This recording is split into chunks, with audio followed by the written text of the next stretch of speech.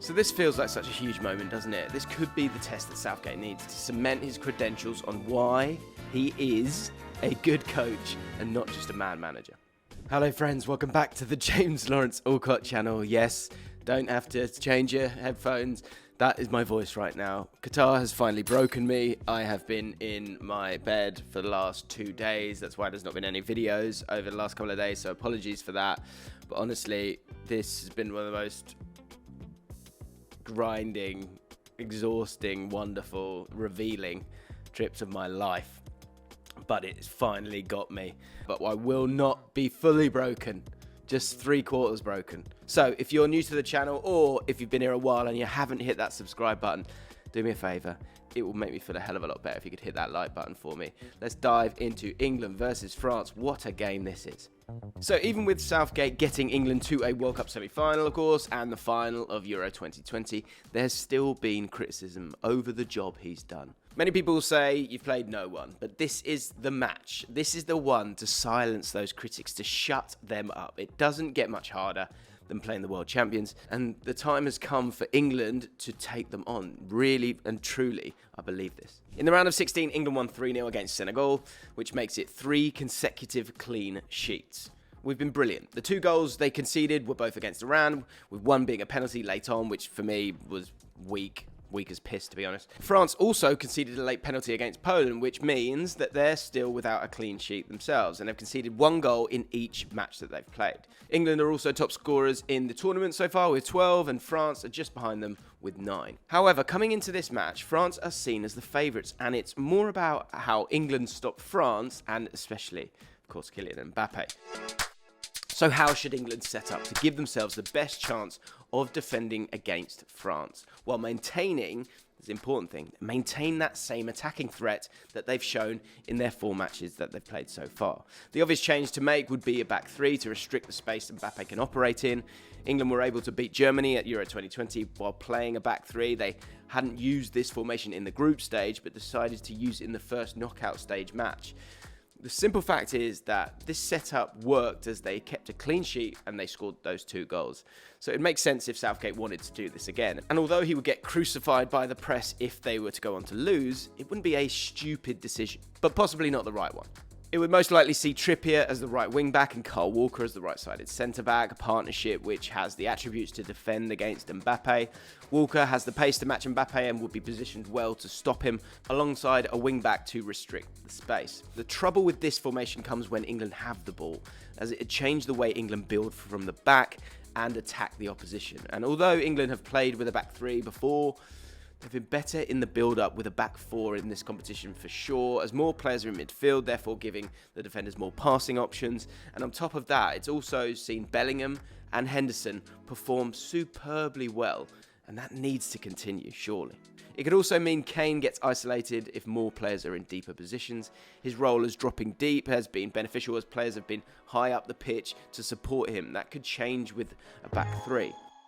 In terms of dynamic and formations, therefore, England have to find a balance between both setups and be a little bit more dynamic against France. Key to that is going to be Bukayo Saka. His heat map against Senegal shows how he was coming back into his own half regularly, and if England remain with the same 4-3-3, then it can be easily switched into a back 3 out of possession when Saka drops in. But with the dynamism of Saka, it will still allow England to apply pressure high up the pitch when the moment is right.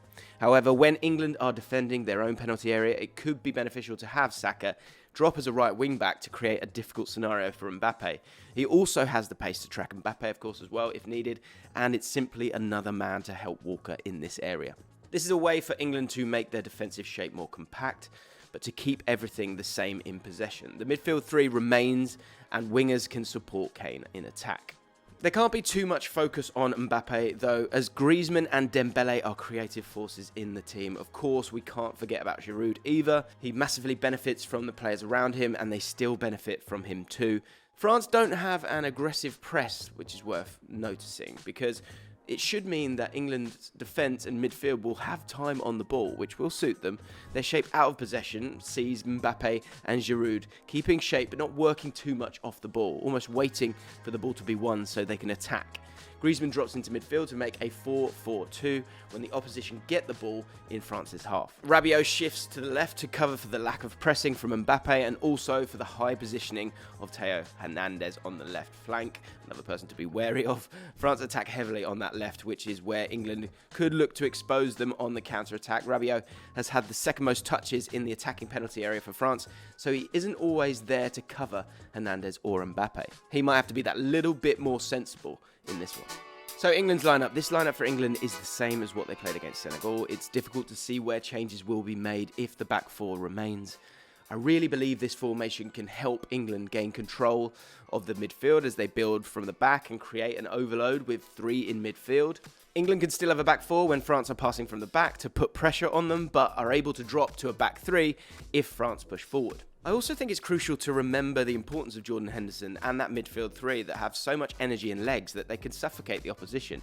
So as much as we're concerned about, space in behind, Mbappe in behind, Giroud getting on the ball, those flick-ons, yes, that's something to be wary of. But also, we can defend at source. We're never going to totally gegenpress. That doesn't happen in international football. But we can get at the opposition and keep them in their own half. We have won the ball so much in transition in central areas. That is why we have to show our teeth and be brave here as well. Because if the ball doesn't get to Mbappe, then we've got nothing to worry about. And that's where Henderson, Bellingham, Rice, Phillips, if he comes on, that's where we have to use that superpower. Because I don't think there's a midfield in this competition with more legs than us.